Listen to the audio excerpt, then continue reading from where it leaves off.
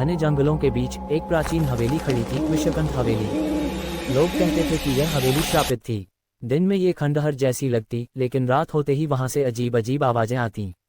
कई लोगों ने इसे छोड़कर जाने की कोशिश की, लेकिन कुछ रहस्यमयी ताकतें उन्हें रोक लेती थीं। कोई नहीं जानता था कि इस हवेली में ऐसा क्या था जिसने इसे भूतिया बना दिया था। पहला भाग, हवेली का रहस्य। कई साल पहले ये हवेली राजा विक्रम सिंह की थी।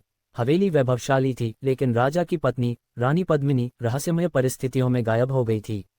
कुछ कहते थे कि उसे किसी ने मार डाला, तो कुछ मानते थे कि उसकी आत्मा आज भी इस हवेली में भटकती है। गांव के बुजुर्गों का कहना था कि जो कोई भी रात में हवेली के पास जाता, वह फिर कभी नहीं लौटता। कई बार लोगों ने हवेली की खिड़कियों से परछाइयां देखी थीं, और कभी कभी वहां से किसी के रोने की आवाजें आती थीं। दूसरा भाग, चार दोस्त और उनकी जिज्ञासा। एक दिन चार दोस्त रवि, करण, मोहन और समीर इस रहस्य को सुलझाने के लिए हवेली में जाने का फैसला करते हैं। वे सभी भूत प्रेत की कहानियों पर ज्यादा विश्वास नहीं करते थे। रात के समय वे टॉर्च और कैमरे के साथ हवेली में पहुंचे। हवेली के अंदर कदम रखते ही उन्हें अजीब सा एहसास हुआ।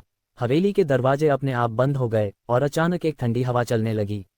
वे धीरे धीरे अंदर बढ़े।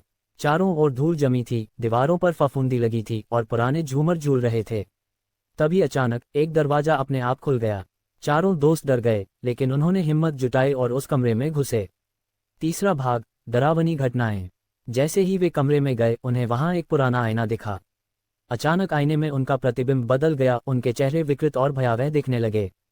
तभी हवा में एक धीमी सी आवाज आई, भाग जाओ यहां से। रवि ने कैमरा ऑन किया, लेकिन कैमरे की स्क्रीन में एक सफेद परछाई दिखी जो उनके पीछे खड़ी थी। वे डरकर पीछे मुड़े, लेकिन वहां कुछ नहीं था। मोहन ने हिम्मत करके अलमारी खोली तो उसमें एक पुरानी डायरी मिली।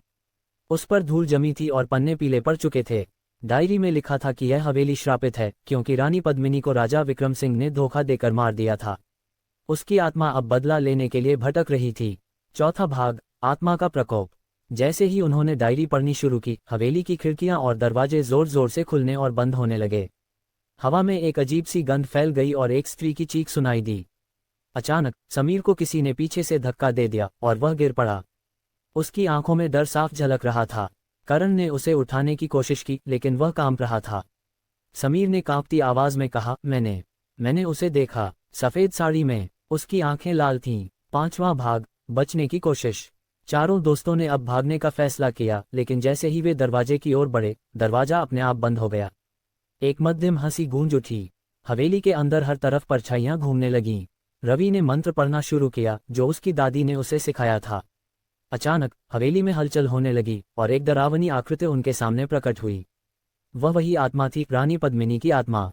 वह दर्द से चीख रही थी, मुझे न्याय चाहिए। करण ने हिम्मत करके कहा, हमें बताओ कि हम तुम्हारी मदद कैसे कर सकते हैं।